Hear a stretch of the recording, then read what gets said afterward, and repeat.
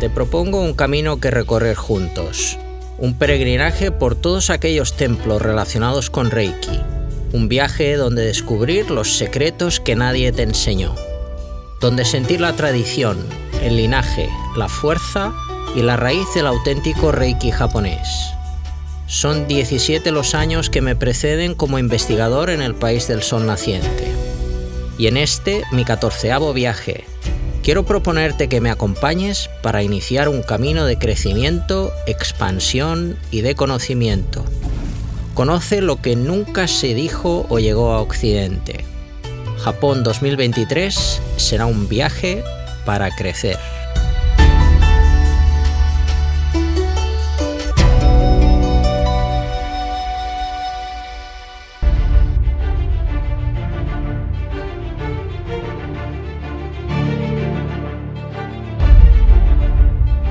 Salutacions, saludos, benvinguts, bienvenidos al Sapiens.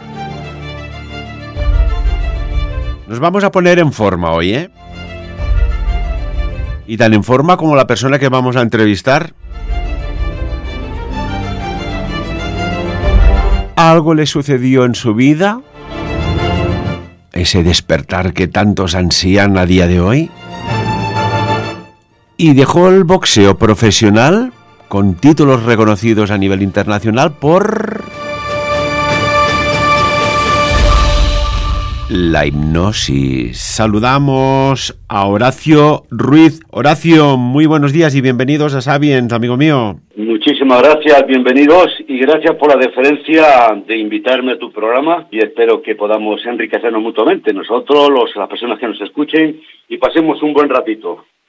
Y tanto que sí, de eso se trata, no de competir, sino de compartir. Y queremos que compartas, bueno, pues tu vivencia, tu vida con nosotros en la entrevista de hoy. Y explícanos, ¿en qué momento Horacio Ruiz es un boxeador profesional y, no sé, coge un rumbo absolutamente tridimensionalmente diferente y descubre la hipnosis? Cuéntanos. Mira, yo en el último combate pierdo el campeonato de España, el campeón de España de peso welter, es decir, lo pierdo y reflexiono y me di cuenta que el enemigo no era aquel que en el ring quería pegarme, sino era yo, mis miedos, mis complejos, mis historias, mi vulnerabilidad, la historia familiar de una infancia maltratada, bueno, todo ese rollo, ¿no? Y empecé a buscar y me metí por todas las escuelas habidas y por haber de aquella época. Estoy hablando del 13 de mayo del 78, cuando yo dejé el boxeo, y a partir de ahí empecé a investigar. Fui a parar incluso a México, Yucatán, el ritual del peyote, escuelas de psicología transpersonal. Me empapé a Freud, a Carl Gustav Jung, y yoga, meditación zen, etcétera, y por ahí, buscándome, intentando sanarme.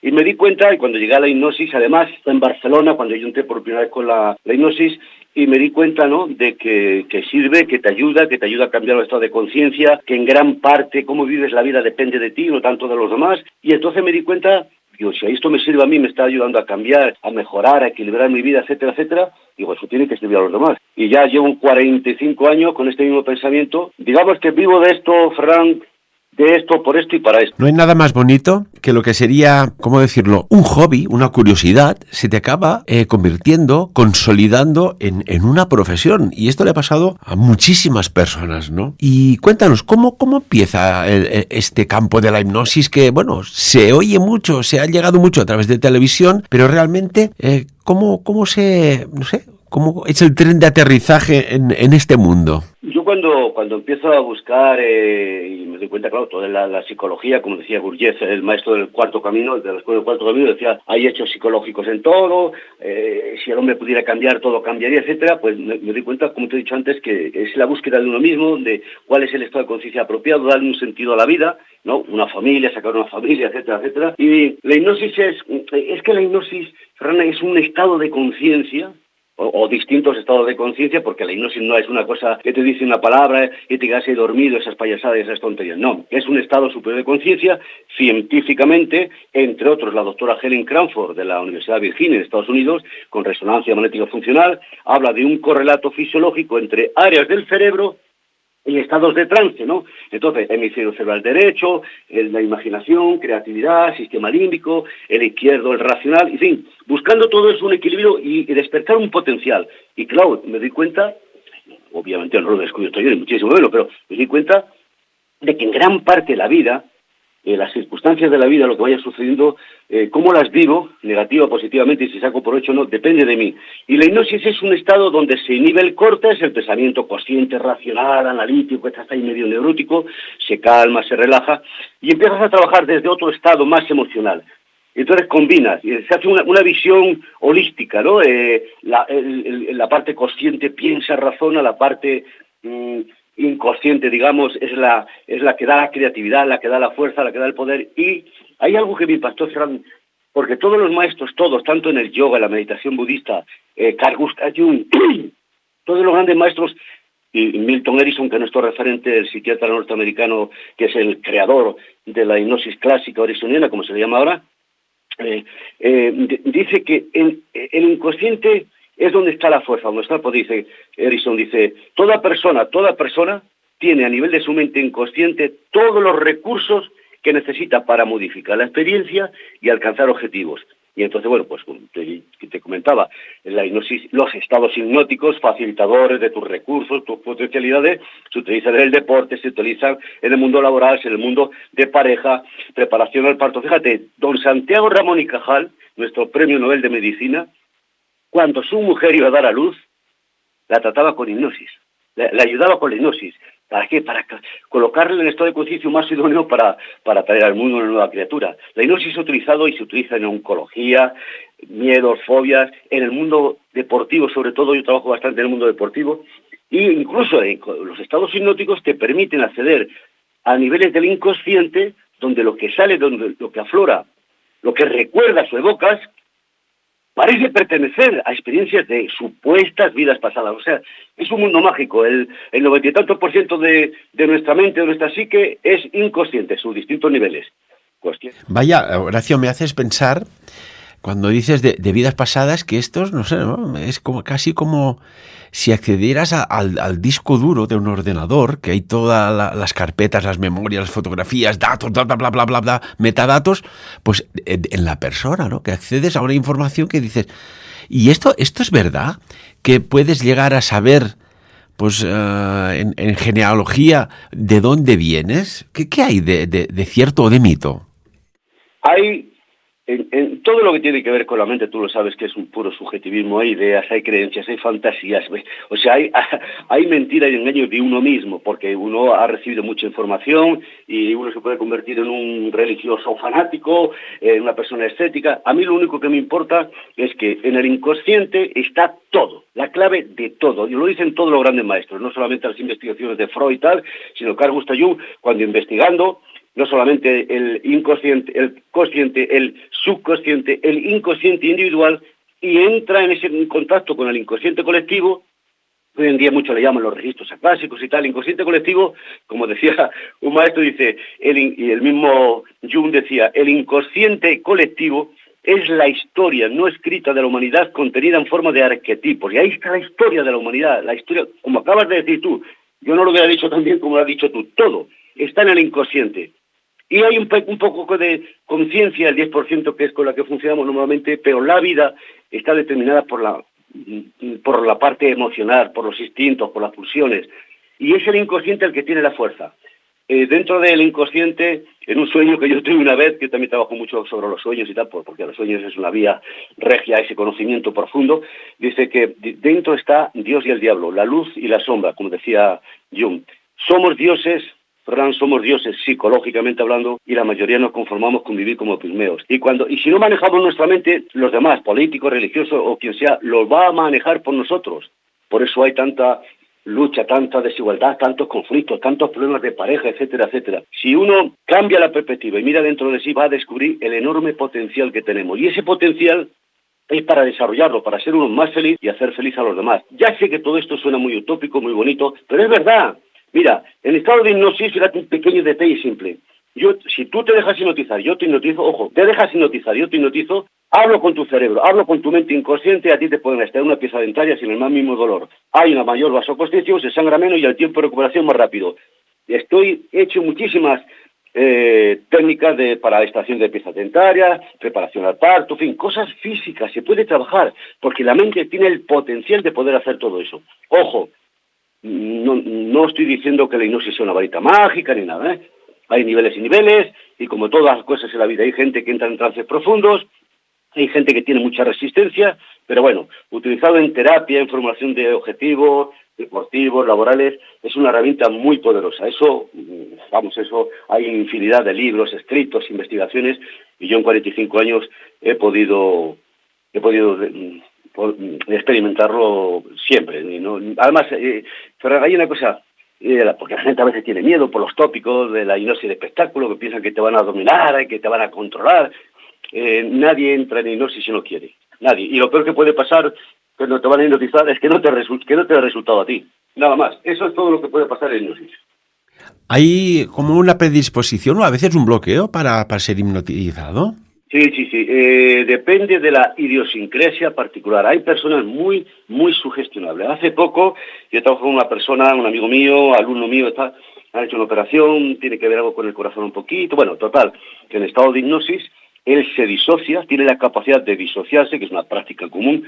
Parte de la naturaleza de la mente humana es la capacidad de disociarte, como el poder de la sugestión. Pues fíjate, una persona hipnotizada, inhibición cortical, desciende la actividad bioeléctrica del cerebro, pasas de la parte analítica racional a la parte derecha, el cerebro va a aceptar literalmente lo que tú le digas, siempre que sea ecológico, realista, etcétera, no atente contra tu moral, tu ética, ¿no? O sea, no puedes hacer que una persona haga algo en contra de su voluntad. Cuando se le hipnotiza a la persona, ya estás trabajando con el hemisferio derecho, y hemos dicho que es el de la imaginación, el de la creatividad.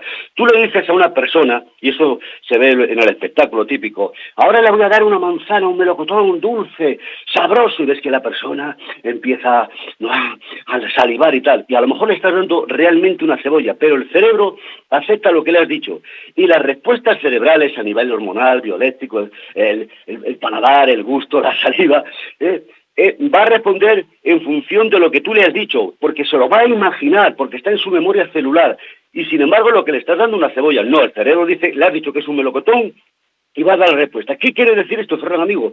Pues que si yo le digo, y hablo con conocimiento de causa y puedo demostrarlo, si yo te digo que ahora esa parte de tu mandíbula está dormida, anestesiada, insensible, y te hago un ejercicio para que tú te disocies, el dentista viene, te extrae una pieza dentaria con analgesia hipnótica, repito, no sientes dolor, mayor vasoconstricción, sangras menos, y el tiempo de recuperación más rápido, porque hay gente, por diabetes o por lo que sea, que no resiste la anestesia química, y hay que extraer la pieza dentaria o operarle de algo, pero así en vivo y en directo. Con la hipnosis, no siempre, ojo, porque ya he dicho, depende de la idiosincrasia de cada persona, etcétera, etcétera, pues puede funcionar perfectamente. Y hay personas que tienen una capacidad de imaginación tremendo. Lo que están viendo lo sienten, y el cerebro no distingue la realidad de la fantasía. El cerebro no distingue algo que es real de una fantasía, algo que imaginas en sus más mínimos detalles. Entonces, todo esto se da, y a veces, Stanislav Grof y todos los padres de la psicología transpersonal demuestran también que a veces se pueden tener experiencias intrauterinas. Si algún día tenemos la ocasión de estar tú y yo personalmente, te puedo contar algunas historias. Alguien que puede contar cuando estaba en el útero materno, cosas que estaban sucediendo fuera, y 40 años después en un proceso terapéutico empieza a recordar cosas que eran... O sea, el inconsciente contiene todo, como tú bien has dicho antes. Lo bueno, lo menos bueno, pero como dice la PNL, no existe ni fracaso ni triunfo, es experiencias, punto. Y el inconsciente es el potencial. La hipnosis es la llave que abre la puerta para el inconsciente. Como decía Jung, en el inconsciente hay fuerzas que intentan curarnos y sanarnos. El inconsciente es nuestro amigo, Ferran. El inconsciente puede sanar, puede ayudarte, o te puede enfermar con obsesiones, con patologías. Y claro, ya el que tenga problemas psicóticos, neuróticos, etcétera, pues entonces ya más difícil. Pero...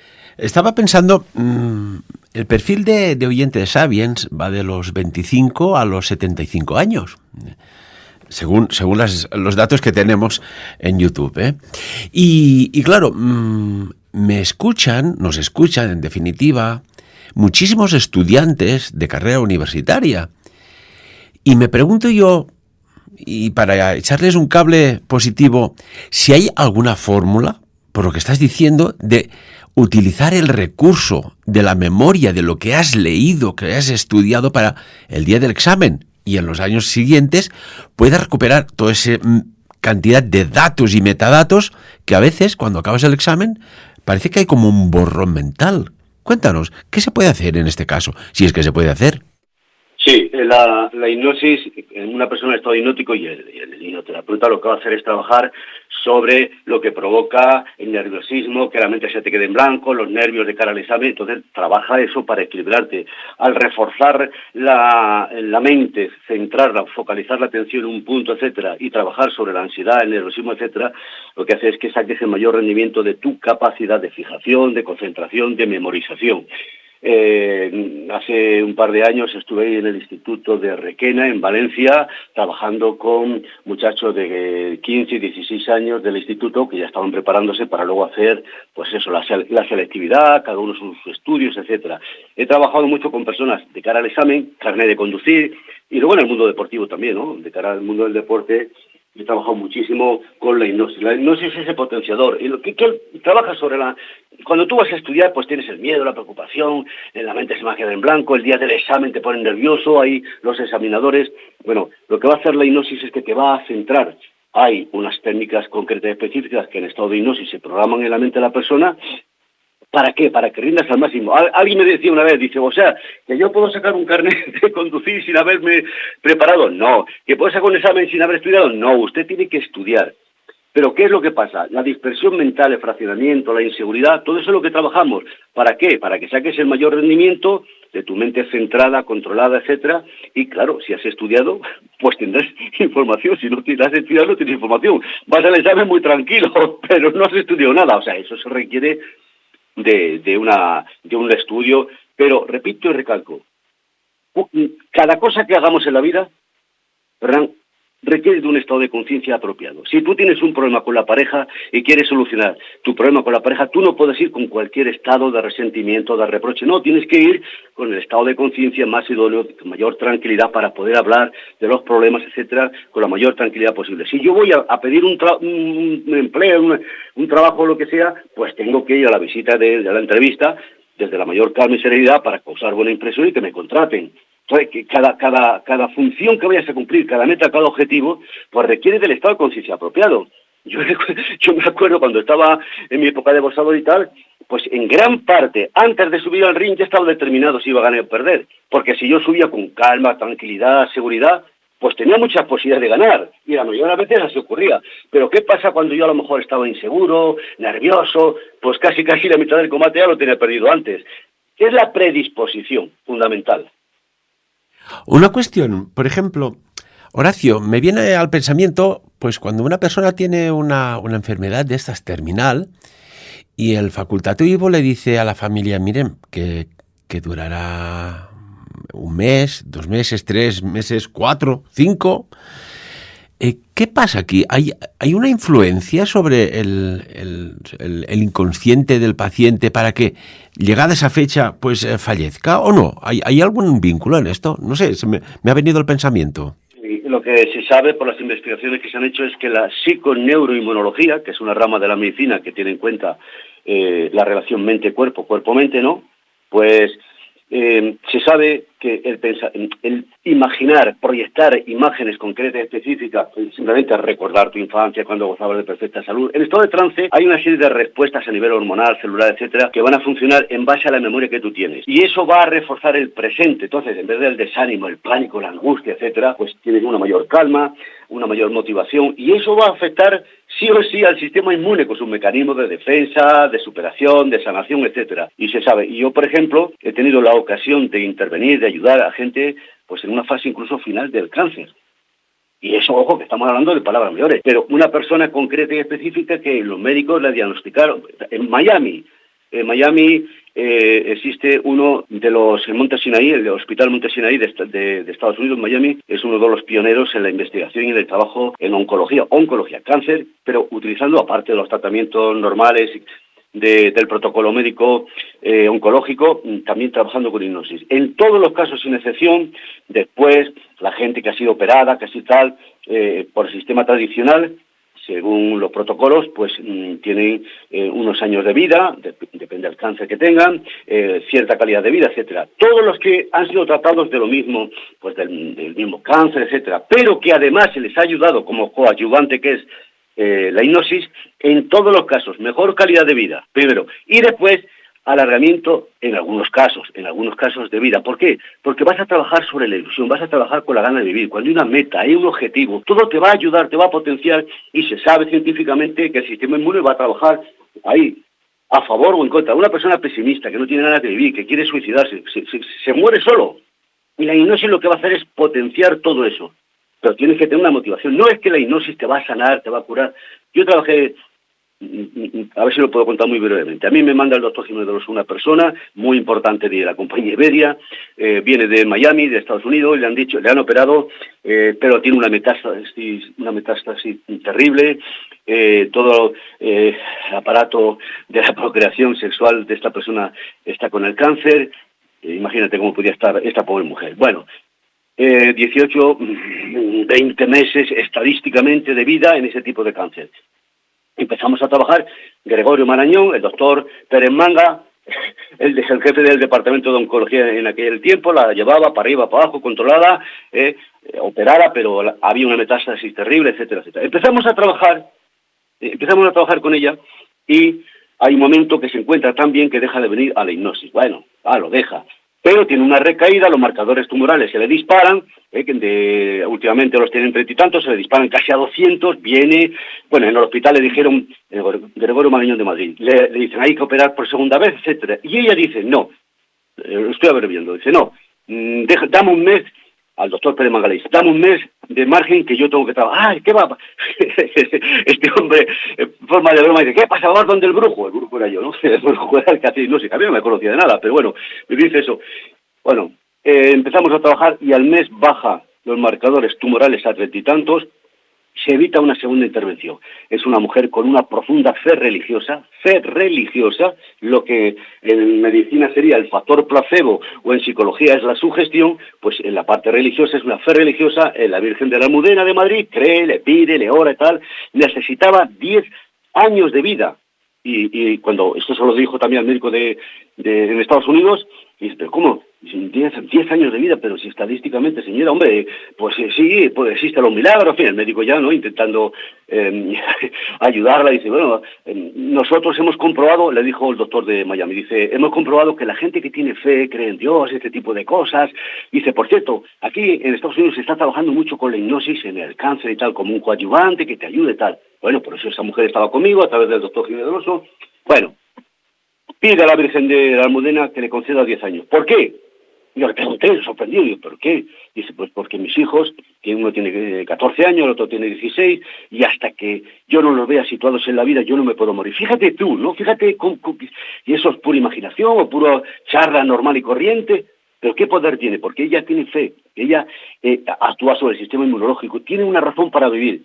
Y una cuestión, nada, que nos ha volado el tiempo, nos quedan 2 minutos. Horacio, una pregunta.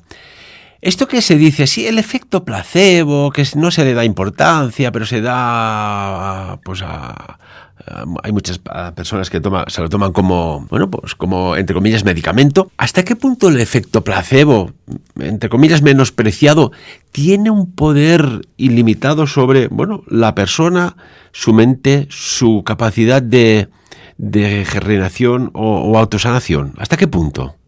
Pues a veces el factor placebo, la sugestión, es lo que marca la diferencia entre seguir viviendo con calidad de vida o venirte, deprimirte, el sistema inmune también se deprime, viene abajo y te mueres antes de lo que tienes que morir. No en todo el mundo, pero bueno, es lo que iba a decir. Al final, esta mujer con la fe, etcétera, etcétera, un diagnóstico que iba a durar con mucho 2 años a través de la hipnosis, a través de la fe, a través del poder de su mente inconsciente, al final vive 10 años.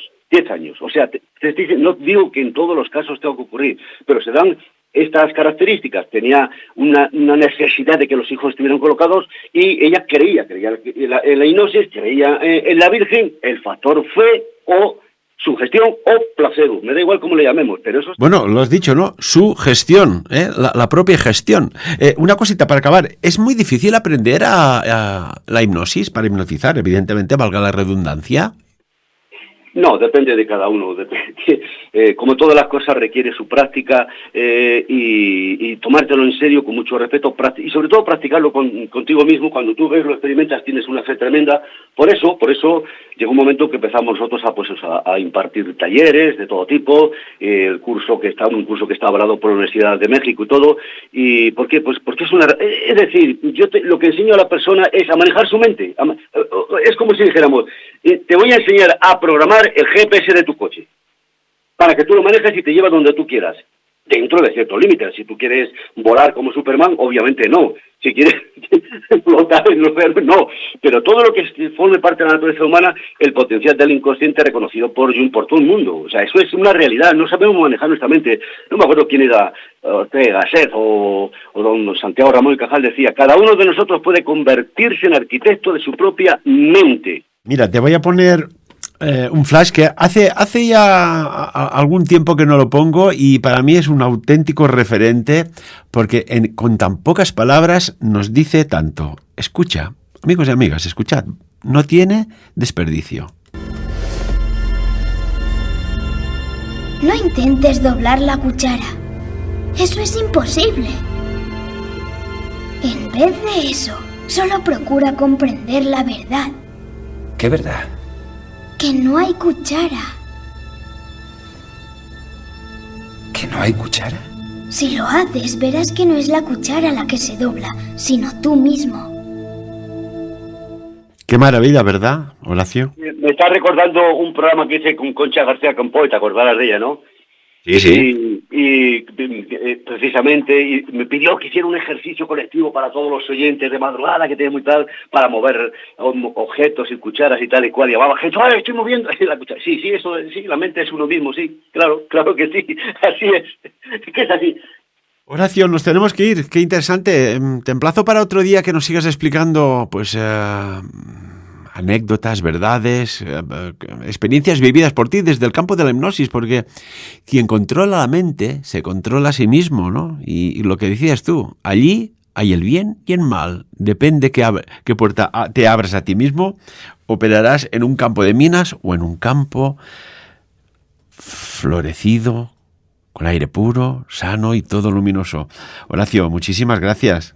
Gracias a ti, Ferran, por la deferencia. Ha sido un placer conocerte, aunque sea radiofónicamente, y si Dios quiere y los dioses son propicios, algún día nos conoceremos personalmente. Cuídate, amigo. Y tanto que sí. Puedes venir a Andorra siempre que quieras, estás invitado. Y amigos y amigas, te lo he dicho aquí... Te tomo palabra. Y tanto que sí. Y amigos y amigas, como siempre, el tiempo es que nos apremia. Te lo he dicho aquí, por encima de todo, que cada uno saque sus propias conclusiones.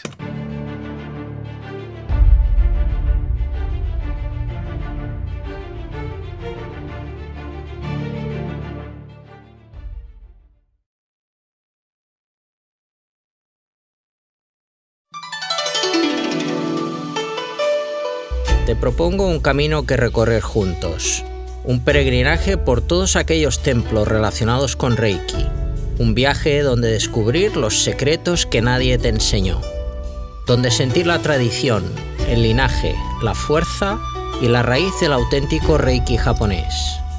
Son 17 los años que me preceden como investigador en el país del sol naciente.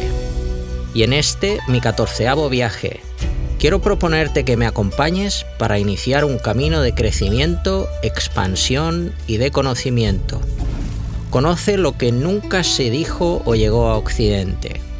Japón 2023 será un viaje para crecer.